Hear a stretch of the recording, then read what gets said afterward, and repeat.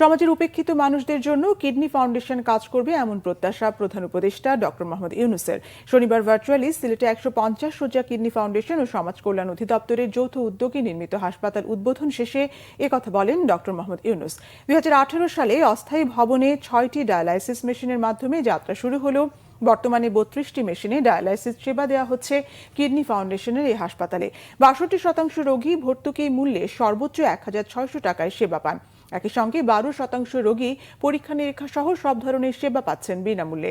দ্রুত dialysis machine 50টি করার পাশাপাশি আইসিইউ ও কিডনি প্রতিস্থাপনের সুযোগ সৃষ্টি করা হবে বলে জানান হাসপাতালের চেয়ারম্যান ইমেরিটাস অধ্যাপক জিয়াউদ্দিন আহমেদ। সমাজ কল্যাণ মন্ত্রণালয় ও ব্র্যাকের সহযোগিতা থাকলেও হাসপাতাল নির্মাণে সর্বোচ্চ অনুদান দিয়েছে দেশি বিদেশি দাতারা। মানুষের কাছে একটি নির্ভরযোগ্য প্রতিষ্ঠান হিসেবে সর্বজন সমাদৃত।